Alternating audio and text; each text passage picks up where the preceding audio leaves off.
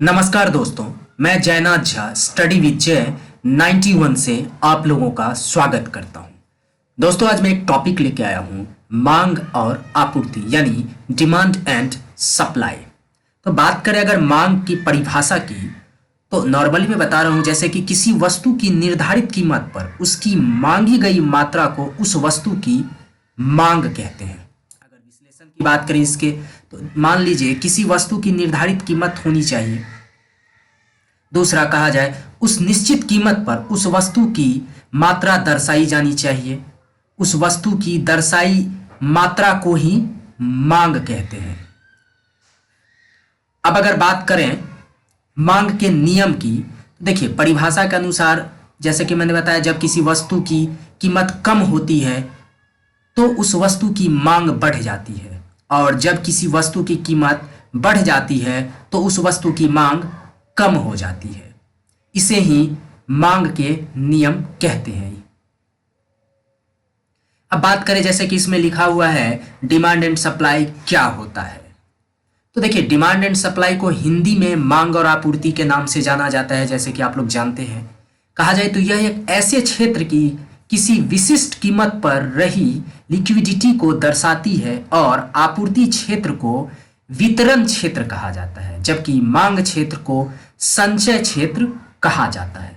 अब जैसे कि यहाँ मैंने बताया मांग और आपूर्ति को जैसे कि डिमांड एंड सप्लाई कहते हैं। तो देखिए, मांग एंड आपूर्ति में कहा जाए अगर अर्थव्यवस्था में दो बाजार शक्तियां मांग और आपूर्ति आदर्श रूप से कहा जाए तो ये दोनों समान होनी चाहिए, लेकिन व्यवहारिक रूप से असंतुलित रहती है।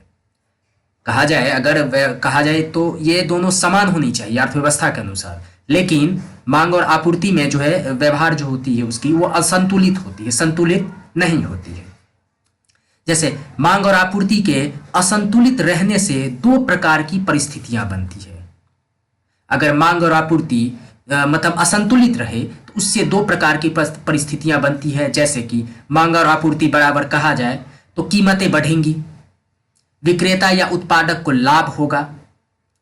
अगर कहा जाए कीमतें बढ़ेंगी और उत्पादक को लाभ होगा, निवेश बढ़ेगा, रोजगार बढ़ेगा, विनियमन आय होगी, जीवन स्तर बढ़ेगा।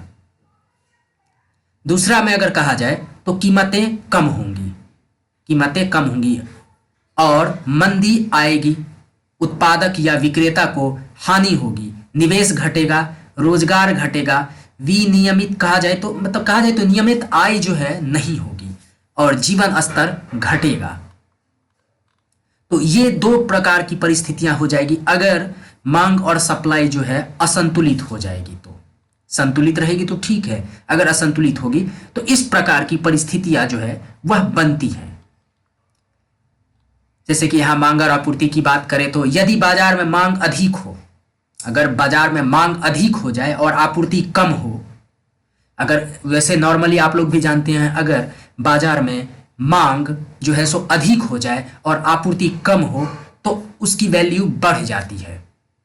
वो बहुत की ज़्यादा कीमतों पे उसे मतलब लोग खरीदते हैं, क्योंकि उसकी मांग जो है सो कहा जाए तो अधिक हो जाती है और आपूर्ति कम होती है। उसी प्रकार इसमें लिखा गया है, जैसे कि देखिए मैं बता रहा हूँ आप लोगों को, यदि बाजार में मांग अधिक हो और आपूर्ति कम हो तो कीमतें बढ़ेंगी तब विक्रेता या उत्पादक को लाभ होगा,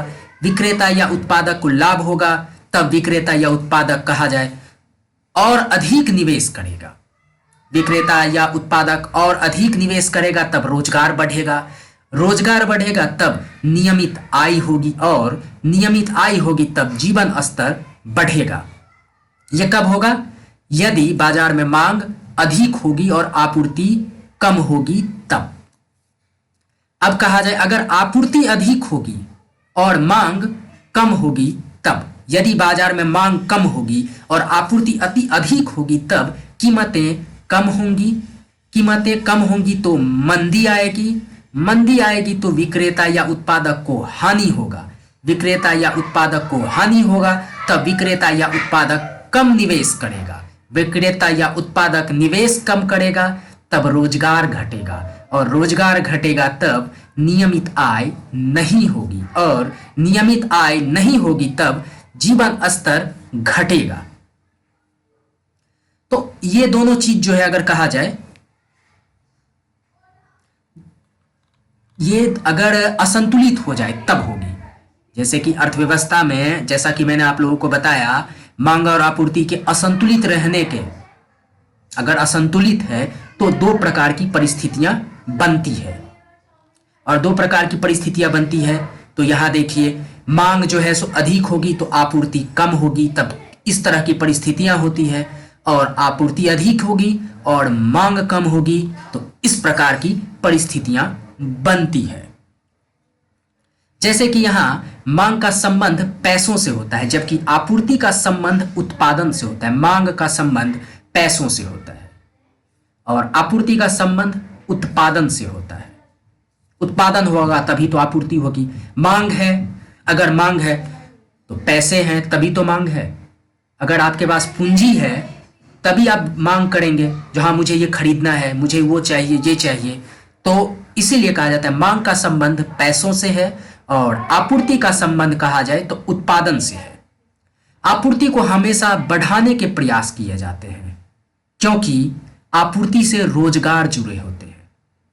आपूर्ति यानी उत्पादन, उत्पादन का हमेशा जो है संबंध कहा जाए तो मतलब कहा जाए तो आपूर्ति को हमेशा बढ़ाने के प्रयास किए जाते हैं, क्योंकि बढ़ेगा अगर तभी तो रोजगार वगैरह भी आएंगे।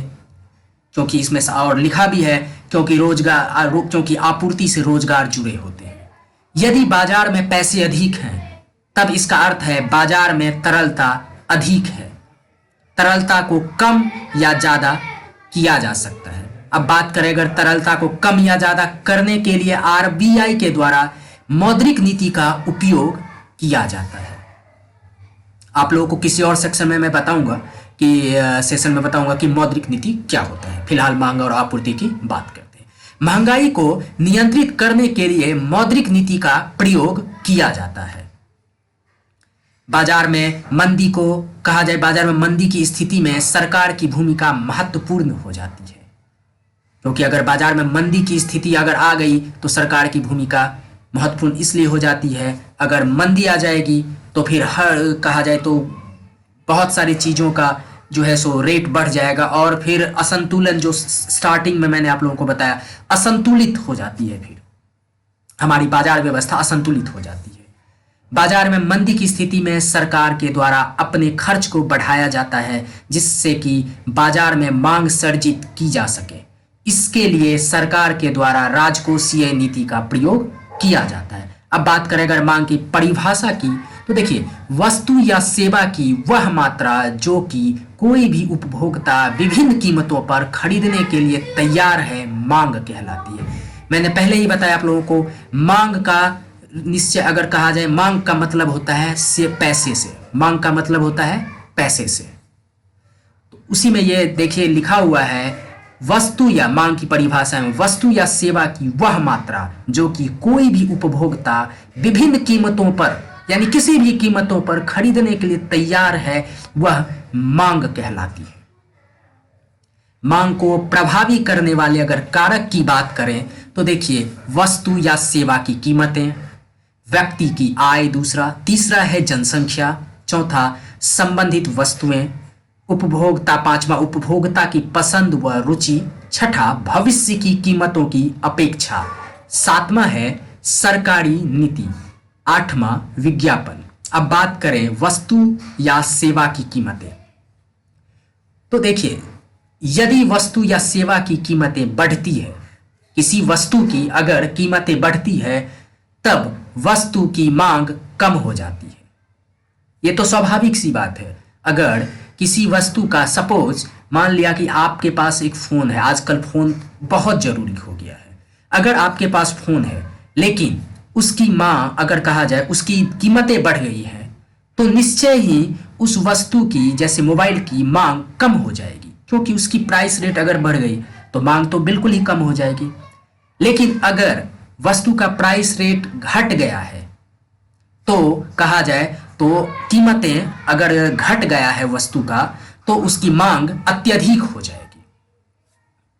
यही इसमें लिखा हुआ है, यदि वस्तु या सेवा की कीमतें बढ़ती है तब वस्तु या सेवा की मांग कम हो जाएगी, और यदि वस्तु या सेवा की कीमतें कम होती है तब वस्तु या सेवा की मांग बढ़ जाती है। अब व्यक्ति की आय की बात करें तो व्यक्ति की आय बढ़ने के साथ साथ वस्तु और सेवाओं की मांग भी बढ़ जाती है और व्यक्ति उच्च गुणवत्ता की वस्तुएं या सेवाएं खरीदने लगते हैं। स्वाभाविक सी बात है, अगर आपकी कहा जाए सैलरी बढ़ जाती है, अगर आप नौकरी करते हैं, आपकी सैलरी बढ़ जाती है, आय बढ़ जाती है, तो वस्तुओं और सेवाओं की मांग भी बढ़ेगी। बिल्कुल सी मतलब साधारण सी बात है ये। और उस समय व्यक्ति उच्च गुणवत्ता की वस्तुएं और सेवाएं खरीदेंगे ही, क्योंकि आपके पास पैसे आ जाते हैं और पैसे बढ़ते भी हैं किसी वस्तु के, फिर भी आप उस हिसाब से खरीदते भी हैं माल सामान जो भी है वस्तु। तीसरा, अगर जनसंख्या की बात करें तो जनसंख्या के बढ़ने से वस्तु या सेवा की मांग भी बढ़ती है। बिल्कुल, अगर जनसंख्या बढ़ जाती है तो जनसंख्या के बढ़ने से वस्तु या सेवा की मांग बढ़ेगी ही, क्योंकि डिमांड ज्यादा हो जाता है तो मांग तो बढ़ेगी ही बढ़ेगी।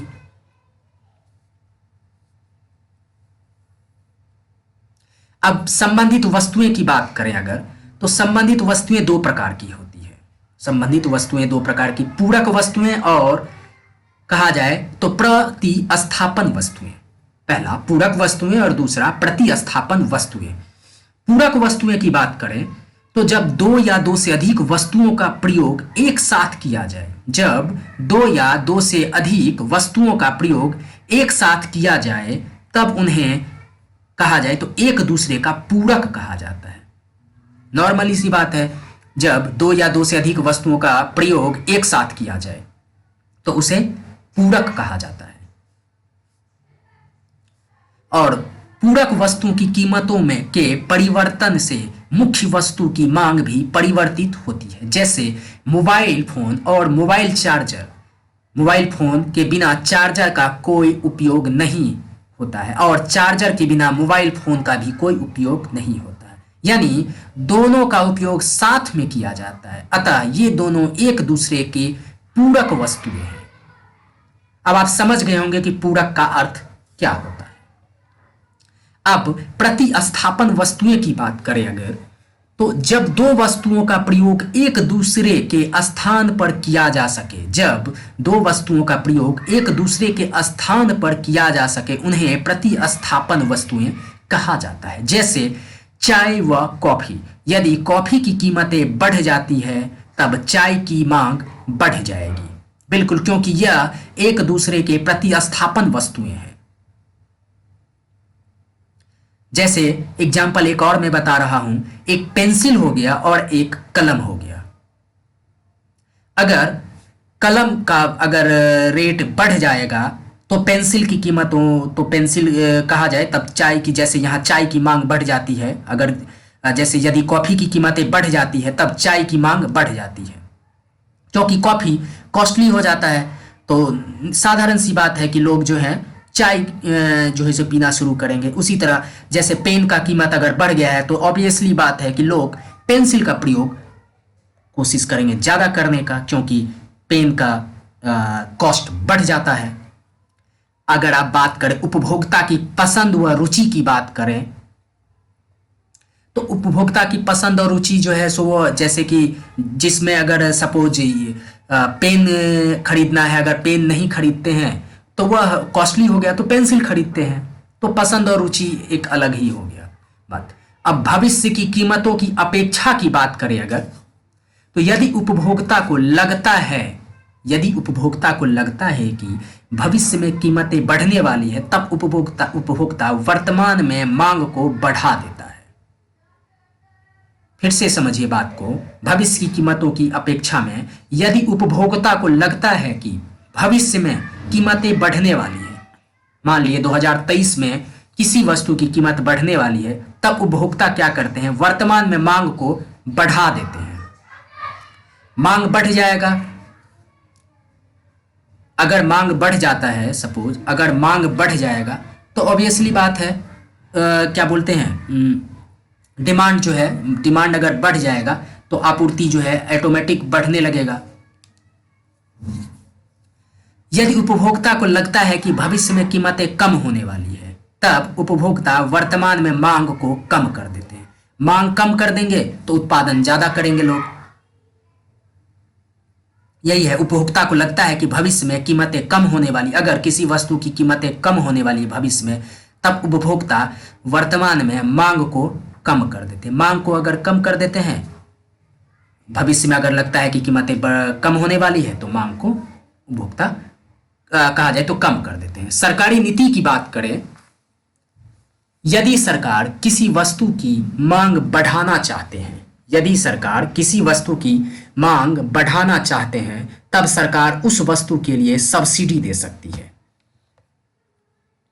जैसे अभी उज्ज्वला योजना के तहत सरकार कहा जाए तो गैस सिलेंडर सबको दे रहे थे, अभी भी दे रहे हैं।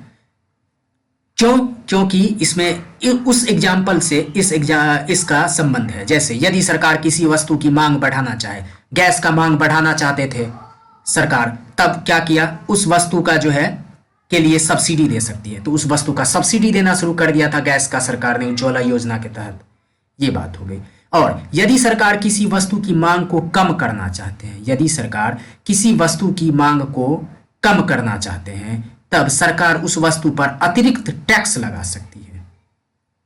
अब मान लिए एक एप्पल का फोन है, अब उसकी डिमांड बहुत ज्यादा ही हो गई है, जिन्हें बहुत सारे लोग अब एप्पल का फोन खरीदना चाहते हैं, तब सरकार क्या करेगी, जो सोचेगी, जो इस पे अगर लोगों की रुचि हो रही है ज्यादा, मतलब एप्पल का फोन खरीदने का, तो ऑब्वियसली बात है कि टैक्स ज्यादा लगा देंगे, फिर भी पैसे तो आएंगे ही, कुछ कम खरीदेंगे लोग लेकिन पैसे आएंगे क्योंकि इसमें रुचि है लोगों की। तो उसका एग्जाम्पल इसमें सेट होता है कि यदि सरकार किसी वस्तु की मांग को कम करना चाहे तो सरकार उस वस्तु पर अतिरिक्त कर जो होता है या टैक्स वह लगा सकती है। वही एप्पल का एग्जाम्पल, एप्पल फोन का एग्जाम्पल इसमें परफेक्ट होता है। अब बात करें विज्ञापन की, यदि किसी वस्तु या उत्पाद का विज्ञापन अधिक किया जाए, मान लीजिए किसी वस्तु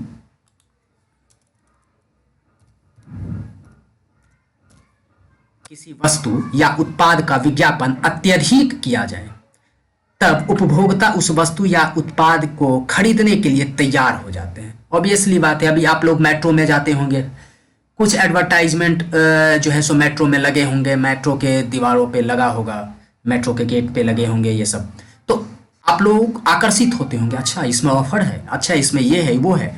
तो विज्ञापन अगर लगाते हैं लोग तो उससे कहा जाए तब उपभोक्ता उस वस्तु या उत्पाद को खरीदने के लिए तैयार हो जाते हैं, मतलब अट्रैक्टिव हो जाते हैं। अब मांग के प्रकार की बात करें, अगर मांग के प्रकार की, तो देखिए मांग के प्रकार की बात करें तो एक होता है प्रत्यक्ष मांग, अप्रत्यक्ष मांग, संयुक्त मांग, प्रतिस्पर्धी मांग, समग्र मांग, व्यक्तिगत मांग, बाजार मांग। ये 7 जो है मांग के प्रकार हैं। प्रत्यक्ष मांग की बात करें, वह मांग जो उपभोक्ता के द्वारा सर्जित की जाती है। प्रत्यक्ष मांग की अगर बात करें तो वह मांग जो उपभोक्ता के द्वारा सर्जित की जाती है प्रत्यक्ष मांग कहलाती है। जैसे उपभोक्ता के द्वारा चाय की मांग। अप्रत्यक्ष मांग की बात करें तो वह मांग जो विक्रेता या उत्पादक के द्वारा सर्जित की जाती है। अप्रत्यक्ष मांग मतलब वह मांग जो विक्रेता या उत्पादक के द्वारा सर्जित की जाती है, अप्रत्यक्ष मांग कहलाती है। जैसे चाय बनाने वाले के द्वारा दूध की मांग, इसे अप्रत्यक्ष मांग कहते हैं। प्रत्यक्ष मांग तो समझते हैं डायरेक्ट किसी वस्तु को लेना। अप्रत्यक्ष मांग जैसे समझ जाइए, अगर मुझे चाय बनाना है तो मुझे दूध चाहिए, तो इसे अप्रत्यक्ष मांग कहते हैं। अगर मुझे खाना बनाना है तो मुझे चावल चाहिए, गैस चाहिए, तो इसे अप्रत्यक्ष मांग कहते हैं। बात करें संयुक्त मांग की, तो देखिए जब 2 या 2 से अधिक वस्तुओं की मांग एक साथ की जाती है, जब संयुक्त मांग में जब 2 या 2 से अधिक वस्तुओं की मांग एक साथ की जाती है, तब वह मांग संयुक्त मांग कहलाती है। इसमें क्या कह रहा है संयुक्त मांग में, जब 2 या 2 से अधिक वस्तुओं की मांग एक साथ की जाती है। अगर आपको किसी वस्तु 2 वस्तुओं की मांग है और 2 वस्तुओं की मांग आप एक साथ चाहते हैं, तब वह मांग जो है संयुक्त मांग कहलाती है। अब प्रतिस्पर्धी मांग की बात करें तो प्रतिस्पर्धी मांग प्रतिस्थापन वस्तुओं के कारण कहा जाए उत्पन्न होती है। यानी प्रतिस्पर्धी मांग यानी प्रतिस्पर्धी मांग प्रतिस्थापन वस्तुओं के कारण उत्पादन होती है, जैसे चाय कॉफी की मांग। बात करें समग्र मांग की तो जब एक ही वस्तु का प्रयोग विभिन्न कार्यों के लिए किया जा सके, समग्र मांग में जब एक ही वस्तु का प्रयोग विभिन्न कार्यों के लिए किया जा सके समग्र मांग कहलाती है। जैसे दूध का प्रयोग, जैसे दूध का प्रयोग, कहा जाए तेल का प्रयोग, जबकि इसमें साफ लिखा है जब एक ही वस्तु का प्रयोग विभिन्न कार्यों के लिए। अब दूध का प्रयोग कहा जाए तो खीर बनाने के लिए भी करते हैं, चाय बनाने के लिए भी करते हैं और दही के लिए भी करते हैं। उसी प्रकार एक तेल की बात करें तो तेल का भी प्रयोग जो है खाना बनाने के लिए भी करते हैं, सब्जी बनाने के लिए, कहा जाए तो भुजिया बनाने के लिए भी करते हैं और ऐसे बहुत सारे जो है सो काम है, तो उसे समग्र मांग कहते हैं।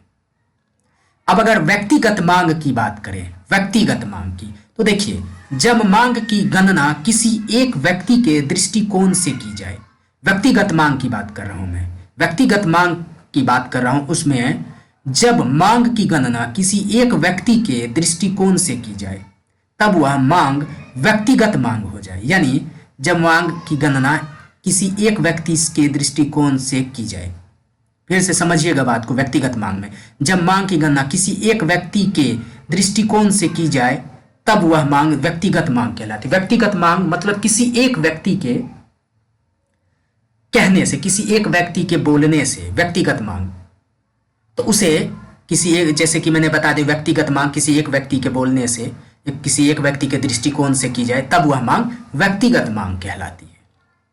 अब बात करें बाजार मांग की, तो जब मांग की गणना बाजार मांग में अगर कहें, जब मांग की गणना एक से अधिक व्यक्तियों के दृष्टिकोण से की जाए तब वह मांग बाजार मांग कहलाती है। अब बाजार मांग मतलब मैं फिर से बता रहा हूं, जब एक से अधिक व्यक्तियों की, यानी 2 या 2, 4, 8, 10 व्यक्तियों के दृष्टिकोण से अगर मांग की गणना की जाए तब वह बाजार मांग कहलाती है।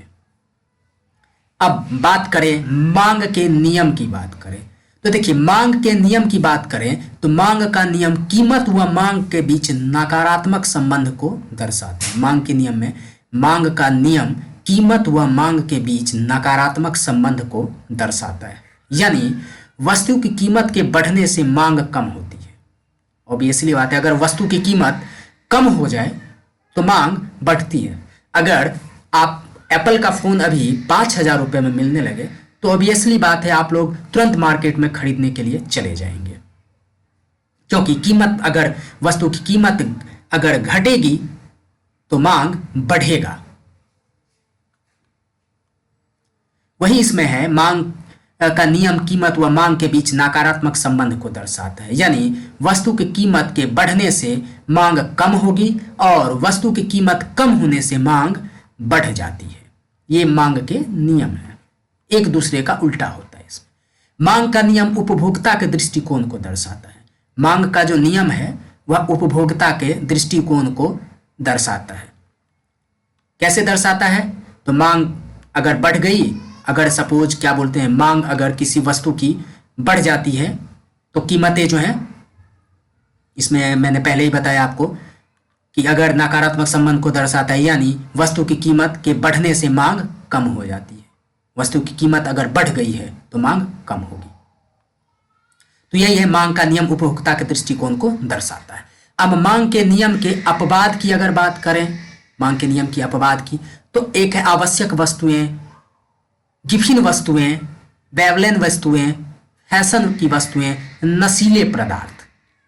अब आवश्यक वस्तुएं की बात करें तो आप लोग भी जानते हैं जो डेली यूज में होते हैं, नमक, जीवन रक्षक, दवाएं आदि जो होते हैं, ये सब डेली आवश्यकता यूज में कहा जाए तो डेली यूज की ये सब चीज होते हैं। अब गिफिन वस्तुएं की बात करें तो गिफिन वस्तुएं कम गुणवत्ता वाली होती है। गिफिन वस्तुएं कम गुणवत्ता की होती है। गिफिन वस्तुओं की प्रतिस्थापन कहा जाए, गिफिन वस्तुओं की प्रतिस्थापन वस्तुओं की कीमत अत्यधिक बढ़ गई है, इसीलिए विभिन्न वस्तुओं की कीमत और मांग दोनों बढ़ रही है। अब बेबलेन वस्तुएं की बात करें तो बेबलेन वस्तुएं सामाजिक प्रतिष्ठा और विलासिता से जुड़ी होती है। बेबलेन वस्तुएं जो है सामाजिक वस्तुएं सामाजिक प्रतिष्ठा और विलासिता से जुड़ी होती है। इसीलिए बेबलेन वस्तुओं की कीमत अधिक होने के बावजूद बेबलेन वस्तुओं की मांग में कमी नहीं आती है। अब बेबलेन वस्तुएं जैसे कि इसमें विलासिता से जुड़ी वाइन वगैरह की कीमतें कितना भी बढ़ जाएगी, इसकी शराब वगैरह की शराब सबकी अगर कीमत कितनी भी बढ़ जाएगी कितनी भी, फिर भी उसकी मांग में कमी नहीं आती है। वही बात इसे इसलिए बेबलेन वस्तुओं की कीमतें अधिक होने के बावजूद वस्तुओं की मांग में कमी नहीं आती है। अब फैशन की वस्तुओं की बात करें, आजकल तो फैशन का दौर है, वो आप लोग भी जानते हैं। और फैशन की वस्तुएं की अगर बात करें तो जो वस्तुएं फैशन में है उसकी मांग अधिक होती है, बिल्कुल। लेकिन यदि कोई वस्तु फैशन में नहीं है तब उसकी कीमतें कम होने पर भी उन वस्तुओं की मांग में वृद्धि नहीं होती। फिर से समझिएगा, जो वस्तुएं फैशन में है, फैशन की वस्तुएं में जो वस्तुएं फैशन में उनकी मांग अधिक होती है। लेकिन यदि कोई वस्तु फैशन में नहीं है तब उसकी कीमत कम होने पर भी, अगर उसकी कीमत कम है फिर भी उन वस्तुओं की मांग में वृद्धि नहीं होती है। क्यों? क्योंकि फैशन की वस्तुएं की मांग अधिक है। तो इसकी कीमत अगर बिना फैशन वाली वस्तुओं की कीमत अगर कम भी हो जाए फिर भी लोग जो है कहा जाए तो उसकी मांग नहीं होगी, फिर भी वो लोग वो जो है वस्तु जिसकी प्राइस कम हो गई है जिस कपड़े की सपोज, तो उसको नहीं खरीदते हैं लोग, क्योंकि वो फैशन के दौर में नहीं है, कितनी भी कम हो जाए उसकी कीमतें फिर। तो फैशन की वस्तुएं। अब नशीले पदार्थ, शराब, सिगरेट आदि। अब आपूर्ति की परिभाषा की अगर बात करते हैं, आपूर्ति की परिभाषा की अगर बात करें तो देखिए, वस्तु या सेवा की वह मात्रा, वस्तु या सेवा की वह मात्रा कि कोई विक्रेता या उत्पादक एक निश्चित समय के अनुसार विभिन्न कीमतों पर उपलब्ध करवाने के लिए तैयार है, आपूर्ति कहलाती है। फिर से बता रहा हूं, आपूर्ति की परिभाषा किसी वस्तु की वह मात्रा जो कि कोई विक्रेता या उत्पादक एक निश्चित समय के अनुसार विभिन्न कीमतों पर उपलब्ध करवाने के लिए तैयार है, आपूर्ति कहलाती है। किसी भी कीमत पर उपलब्ध करवाने के लिए तैयार है, उसे आपूर्ति कहते हैं। अब आपूर्ति को प्रभावित करने वाले कारक की बात करें तो पहला कीमत है, दूसरा भविष्य की कीमतों के प्रति अपेक्षा, तीसरा उत्पादन की लागत, चौथा कच्चे माल की उपलब्धता, पांचवा परिवहन के साधन, छठा प्राकृतिक घटनाएं, सातवां वस्तु की प्रकृति, आठवां तकनीक, नौवां सरकारी नीति। अब कीमत की बात करें, वस्तु या सेवा की कीमतों के बढ़ने से, कीमत की बात करें तो वस्तु या सेवा की कीमतों के बढ़ने से विक्रेता या उत्पादक को लाभ होता है, जिससे विक्रेता या उत्पादक और अधिक निवेश करते हैं और आपूर्ति बढ़ती है, और आपूर्ति बढ़ती है।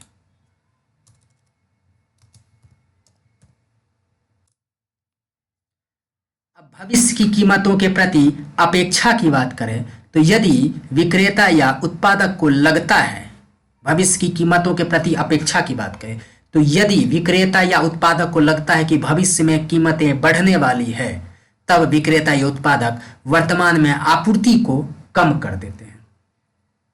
आपूर्ति को कम कर देने से जो है भविष्य में कीमतें नहीं बढ़ती है। अगर वही आपूर्ति को कम नहीं करेंगे तो कीमतें बढ़ जाती है भविष्य में। यदि विक्रेता या उत्पादक को लगता है, यदि विक्रेता या उत्पादक को लगता है कि भविष्य में कीमतें कम होने वाली है, तब विक्रेता या उत्पादक वर्तमान में आपूर्ति को बढ़ा देते हैं। फिर से समझिएगा, यदि विक्रेता या उत्पादक को लगता है, यदि उत्पादनकर्ता को लगता है कि भविष्य में किसी वस्तु कहा जाए किसी वस्तु की कीमत कम होने वाली है, माना कल किसी वस्तु की कीमत कम होने वाला है, तब विक्रेता क्या करते हैं, उत्पादक जो है, विक्रेता या उत्पादक कह सकते हैं, वर्तमान में आपूर्ति को बढ़ा देते हैं, जिससे समानता बनी रहती है। अब उत्पादन की लागत की बात करें तो यदि उत्पादन की लागत बढ़ जाती है, उत्पादन की लागत की बात करें तो यदि उत्पादन की लागत बढ़ जाती है तब आपूर्ति को कम कर दिया जाता है। फिर से समझिएगा, उत्पादन की लागत में यदि उत्पादन की लागत बढ़ जाती है, किसी वस्तु को अगर बनाने में उसकी लागत बढ़ जाती है, किसी वस्तु को अगर बना रहे हैं, एक फोन बना रहे हैं और उसकी लागत बढ़ गई, तब क्या होगा, आपूर्ति को कम कर दिया जाता है। अब कच्चे माल की उपलब्धता की बात करें तो यदि कच्चा माल आसानी से उपलब्ध हो जाता है, यदि कच्चा माल आसानी से उपलब्ध हो जाता है, तब आपूर्ति को आसानी से बढ़ाया जा सकता है। परिवहन के साधन की बात करें, यदि परिवहन के साधन विकसित है तब आपूर्ति करना आसान हो जाता है। बिल्कुल, परिवहन के साधन, यदि परिवहन के साधन विकसित है, जगह जगह पे रोड है, आने जाने में दिक्कत नहीं हो रही है, तब आपूर्ति करना आसान हो जाता है। तब कहीं भी माल भेजना आसान हो जाता है। सिंपल सी बात है। अगर रोड का अगर कहा जाए, किसी जगह का अगर ट्रांसपोर्टेशन अच्छा है, कहीं जा आ सकता है गाड़ी, तो सिंपल सी बात है कि वहाँ का आपूर्ति, वहाँ उस जगह पे आपूर्ति करना आसान हो जाता है। अगर रोड का कम्युनिकेशन अच्छा नहीं है, जाने आने में दिक्कत हो रही है, तो ऑब्वियसली बात है कि वहाँ आपूर्ति करना मुश्किल हो जाता है। प्राकृतिक घटनाएं की बात करें, यदि प्राकृतिक घटनाएं प्रतिकूल है तब आपूर्ति को बनाए रख पाना अत्यधिक मुश्किल हो जाता है। प्राकृतिक घटनाएं यानी यदि प्राकृतिक घटनाएं प्रतिकूल है यानी है, तब आपूर्ति को बनाए रख पाना अत्यधिक मुश्किल हो जाता है। वस्तु की प्रकृति की बात करें तो यदि कोई वस्तु की प्रकृति की बात में करें तो यदि कोई वस्तु जल्द खराब होने वाली है, जैसे ब्रेड हो गया, दूध हो गया आजकल पैकेट वाले, तो यदि कोई वस्तु जल्द खराब होने वाले हों तब उस वस्तु की आपूर्ति को वर्ष वर्ष बनाए नहीं रखा जा सकता है। जैसे प्याज हो गया, दूध हो गया। तकनीक की बात करें तो तकनीक में सुधार के साथ साथ आपूर्ति को बढ़ाया जा सकता है। तकनीक में सुधार के साथ साथ जो है आपूर्ति को भी बढ़ाया जा सकता है। सरकारी नीति की बात करें तो सरकारी नीतियां भी आपूर्ति को प्रभावित करती है। जैसे लॉकडाउन, सरकारी नीतियां अभी कोरोना के कारण कहा जाए तो सरकारी नीतियां जो थी, लॉकडाउन जो किया गया था, उससे भी आपूर्ति को प्रभावित हुआ, उससे आपूर्ति प्रभावित हुई थी। अब आपूर्ति के प्रकार की बात करें तो बाजार आपूर्ति, अल्पकालिक आपूर्ति, दीर्घकालिक आपूर्ति, संयुक्त आपूर्ति और समग्र आपूर्ति। अब बाजार आपूर्ति की बात करें तो बाजार आपूर्ति ही दैनिक आपूर्ति है। जैसे सब्जियां, दूध, मछली आदि, ये सब बाजार आपूर्तियां हैं। अल्पकालिक आपूर्ति की बात करें, वह वस्तु या सेवा जिसकी आपूर्ति में समय कम लगता है, अल्पकालिक आपूर्ति कहलाती है। अल्पकालिक आपूर्ति यानी वह वस्तु या सेवा जिसकी आपूर्ति में समय कम लगता है, अल्पकालिक आपूर्ति कहलाती है। दीर्घकालिक आपूर्ति वह आपूर्ति या सेवा, दीर्घकालिक आपूर्ति वह आपूर्ति या सेवा जिसकी आपूर्ति में समय अधिक लगता है, वह दीर्घकालिक आपूर्ति कहलाती है। संयुक्त आपूर्ति, संयुक्त आपूर्ति, अब जैसे कि मैं दीर्घकालिक आपूर्ति की बात करूं तो देखिए, दीर्घकालिक, अब कोई एक कार बनता है, नॉर्मल आजकल जो कार बनते हैं, वैगनार, ये सब जो कार बनते हैं, ये बहुत कम समय में बन जाते हैं। लेकिन जैगुआर वगैरह जो बनता है वह दीर्घकालिक आपूर्ति होती है। और अल्पकालिक आपूर्ति जो है तुरंत बन जाते हैं। वैगनार, डिजायर, स्विफ्ट डिजायर, ये सब जल्दी बन जाते हैं। लेकिन जैगुआर वगैरह ये सब बनाने में बहुत टाइम लगता है। तो समझ सकते हैं आप दीर्घकालिक आपूर्ति और अल्पकालिक आपूर्ति। संयुक्त आपूर्ति, जब दो या दो से अधिक वस्तुओं की आपूर्ति एक साथ की जाती है, जब दो या दो से अधिक वस्तुओं की आपूर्ति एक साथ की जाती है, संयुक्त आपूर्ति कहलाती है। इनमें अन्य उत्पाद सह उत्पाद होते हैं। अब समग्र आपूर्ति की बात करें तो जब एक ही वस्तु की आपूर्ति विभिन्न स्रोतों से की जा सके, जब समग्र आपूर्ति में जब एक ही वस्तु की आपूर्ति विभिन्न स्रोतों से की जा सके, समग्र आपूर्ति कहलाती है। आपूर्ति के नियम की बात करें, आपूर्ति का नियम कीमतों और आपूर्ति के बीच सकारात्मक संबंध को दर्शाता है। आपूर्ति के नियम की बात करें तो आपूर्ति का नियम जो है वह कीमत और आपूर्ति के बीच सकारात्मक संबंध को दर्शाता है। किसके? कीमत और आपूर्ति के बीच के सकारात्मक संबंध को दर्शाता है आपूर्ति के नियम। जैसे वस्तु की कीमतें बढ़ती है तो आपूर्ति में भी वृद्धि होती है। और आपूर्ति के नियम की बात करें तो विक्रेता या उत्पादक के दृष्टिकोण को दर्शाता है। अब आपूर्ति के नियम के अपवाद की बात करें तो पहला एकाधिकार है, दूसरा प्राकृतिक परिस्थितियां हैं, तीसरा सरकारी प्रतिबंध, चौथा प्रतिस्पर्धा है और पांचवा व्यवसाय में परिवर्तन है। अब एकाधिकार की बात करें तो यदि बाजार में एक ही विक्रेता या उत्पादक हो, एकाधिकार मतलब किसी जिले में मान लिए एक ही व्यापार, एक ही कहा जाए विक्रेता या उत्पादक हो, तो कीमत बढ़ने के बाद भी आपूर्ति को नहीं बढ़ाया जा सकता। क्यों? क्योंकि एक ही आपूर्ति करता है, वहां एकाधिकार है उसका और एक ही आपूर्ति करता है उस जिले का या उस जगह का या उस शहर का या उस गांव का, जो भी कहें आप। वही यहाँ है एकाधिकार। यदि बाजार में एक ही विक्रेता या उत्पादक है, यदि बाजार में एक ही विक्रेता है या उत्पादक है, तब कीमत अगर बढ़ भी जाए तो भी आपूर्ति को नहीं बढ़ाया जा सकता, क्योंकि वह एक ही व्यक्ति है, कितना कर पाएगा। बात यह है। अब प्राकृतिक परिस्थितियां की बात करें तो जैसे सूखा, बाढ़ आदि के कारण फसल का उत्पादन प्रभावित होता है। प्राकृतिक परिस्थितियों की बात करें तो जैसे सूखा, बाढ़ आदि के कारण फसल का उत्पादन प्रभावित होता है, जिससे उन वस्तुओं की कीमत बढ़ने के बाद भी वस्तुओं की आपूर्ति को नहीं बढ़ाया जा सकता।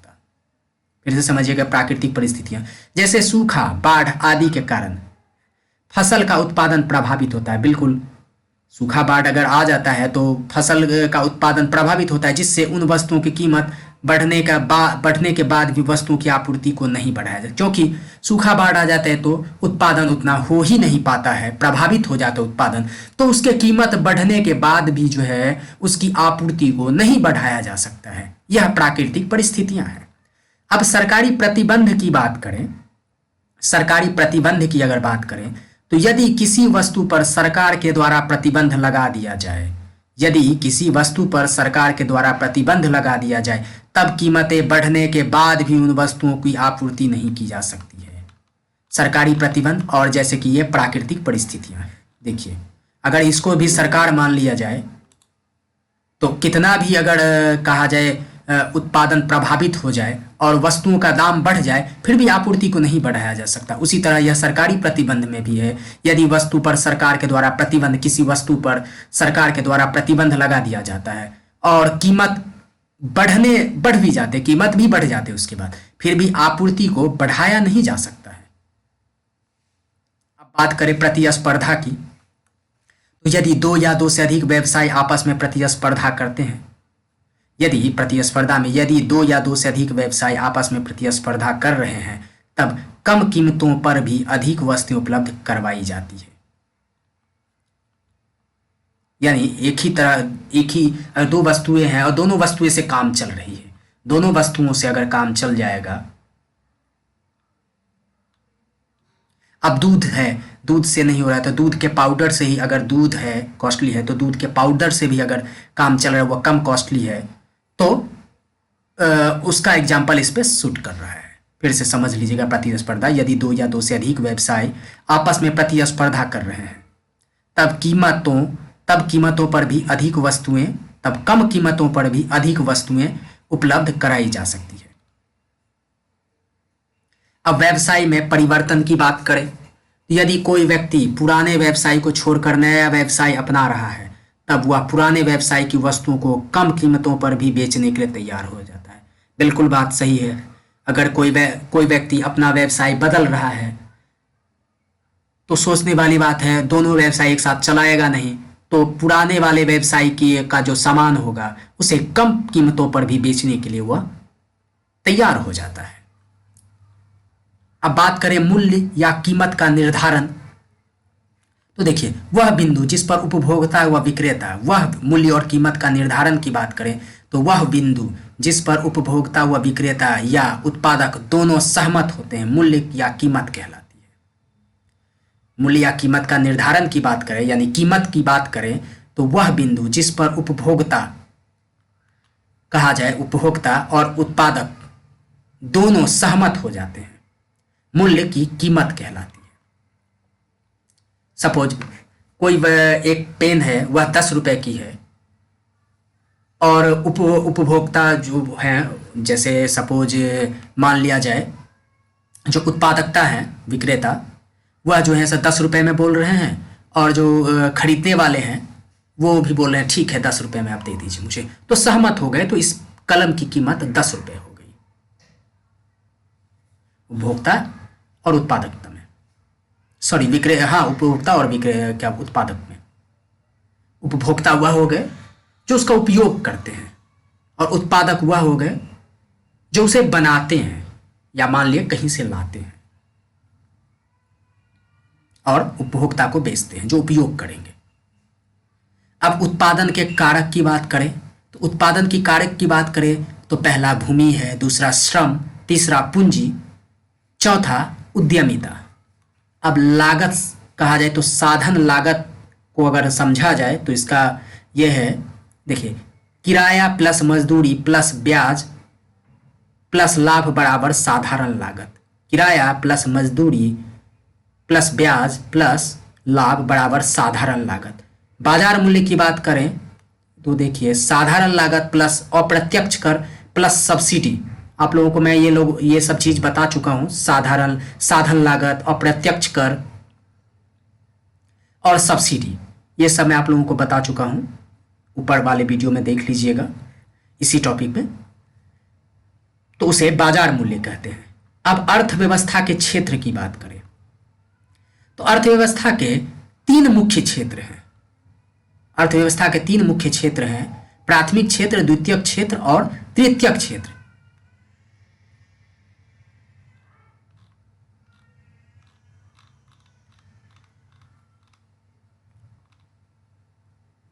मुख्य 3 क्षेत्र का, वैसे चतुर्थ क्षेत्र और पंचम क्षेत्र भी हैं। अब बात करें प्राथमिक क्षेत्र की तो प्राथमिक क्षेत्र में ऐसी वस्तुओं को रखा जाता है जो कि मुख्यतः प्रकृति से प्राप्त होती है। प्राथमिक क्षेत्र में कहा जाए तो ऐसी वस्तुओं को रखा जाता है जो मुख्यतः प्रकृति से प्राप्त होती है, जैसे कृषि, दूध पालन, मछली पालन आदि। प्राथमिक क्षेत्र में सर्वाधिक योगदान कृषि का होता है। प्राथमिक क्षेत्र में अगर कहा जाए तो सर्वाधिक योगदान जो है वह कृषि का होता है, इसीलिए प्राथमिक क्षेत्र को कृषि क्षेत्र भी कहा जाता है। अब समझिएगा, प्राथमिक क्षेत्र को कृषि क्षेत्र भी कहा जाता है क्योंकि प्राथमिक क्षेत्र में सर्वाधिक योगदान कृषि का होता है, इसलिए प्राथमिक क्षेत्र को कृषि क्षेत्र भी कहा जाता है। द्वितीयक क्षेत्र की बात करें तो द्वितीयक क्षेत्र में निर्माण व विनिर्माण उद्योगों को रखा जाता है, जैसे मोटर वाहन उद्योग, वस्त्र उद्योग, इलेक्ट्रॉनिक उद्योग, फर्नीचर उद्योग आदि। भारत में खनन को द्वितीयक उद्योग में रखा गया है। सही बात है, प्रथम में कहा जाए, प्राथमिक क्षेत्र में कहा जाए तो कृषि को रखा गया है भारत में, और द्वितीयक क्षेत्र में कहा जाए तो द्वितीयक क्षेत्र में उद्योग वगैरह को, कंपनी वगैरह को रखा गया है। आज़ादी के बाद भी जो है सबसे पहले जो है कृषि क्षेत्र को ही जो है आगे बढ़ाने का काम किया गया था, कृषि को ही, उसके बाद द्वितीयक क्षेत्र में रखा गया था। वही बात यहाँ है, प्राथमिक क्षेत्र में कृषि को रखा जाता है और द्वितीयक क्षेत्र में उद्योग धंधों को रखा जाता है। भारत में खनन को द्वितीयक क्षेत्र में रखा गया है। द्वितीयक क्षेत्र को उद्योग क्षेत्र भी कहा जाता है।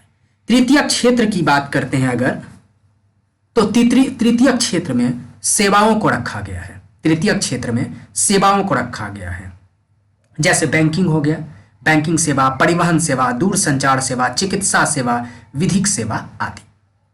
तृतीयक क्षेत्र में सेवाओं को रखा गया है, जैसे बैंकिंग सेवा, परिवहन सेवा, दूरसंचार सेवा आदि। तृतीयक क्षेत्र को सेवा क्षेत्र भी कहा जाता है। अब बात करें तृतीयक क्षेत्र या सेवा क्षेत्र को 2 अन्य क्षेत्रों में भी बांटा गया है, जैसे कि वहां चतुर्थ और पंचम क्षेत्र था। तृतीयक क्षेत्र को कहा जाए तो 2 अन्य क्षेत्रों में भी बांटा गया है, यानी सेवा के क्षेत्र को 2 अन्य क्षेत्रों में भी बांटा गया है, चतुर्थ और पंचम क्षेत्र, जो कि इस प्रकार है। चतुर्थ क्षेत्र में ज्ञान आधारित सेवाओं को रखा गया। चतुर्थ क्षेत्र में जो है ज्ञान आधारित क्षेत्रों को रखा गया, जैसे विधिक सेवा, चिकित्सा सेवा, अनुदान सेवा और वैज्ञानिक सेवा। पंचम क्षेत्र की बात करें तो पंचम क्षेत्र में उस सेवा को रखा गया है। पंचम क्षेत्र में उस सेवा को रखा गया है जो सेवाएं निर्णय लेने का कार्य करती है, जैसे सिविल सर्विस यानी ये सिविल सेवाएं यानी IAS, Indian administrative service, RAS, राजनीतिक सेवाएं, आरएएस यानी रेवेन्यू एडमिनिस्ट्रेटिव सर्विस, कंपनी के उच्च प्रबंधन की सेवाएं या पंचम क्षेत्र में आते हैं। जब भी किसी देश की अर्थव्यवस्था विकसित होती है, जब भी किसी देश की अर्थव्यवस्था विकसित होती है, तब उस देश की अर्थव्यवस्था सर्वप्रथम कृषि आधारित अर्थव्यवस्था होती है। कृषि क्षेत्र के बाद उद्योग क्षेत्र विकसित होते हैं, कृषि क्षेत्र के बाद ही उद्योग क्षेत्र विकसित होते हैं, उद्योग क्षेत्र के बाद सेवा क्षेत्र विकसित होता है। प्रथम स्थान पर कृषि क्षेत्र, जैसा कि मैंने पहले बताया, द्वितीयक स्थान पे जो है उद्योग धंधे को रखा गया है, उद्योग धंधों को, और तृतीयक स्थान पर जो है सेवा के क्षेत्र को रखा गया है। भारतीय अर्थव्यवस्था प्रारंभ में कृषि आधारित थी। देखिए यहाँ भी बताया गया है, आजादी के बाद जो है भारतीय अर्थव्यवस्था का प्रारंभ जो है वह कृषि आधारित थी। स्वतंत्रता के समय, यहाँ देखिए, स्वतंत्रता के समय भारत की जीडीपी में कृषि का योगदान लगभग 55% था। स्वतंत्रता के समय भारत में कहा जाए तो भारत में जीडीपी यानी ग्रॉस डोमेस्टिक प्रोडक्ट में कहा जाए कृषि का योगदान 55% था। अब बात करें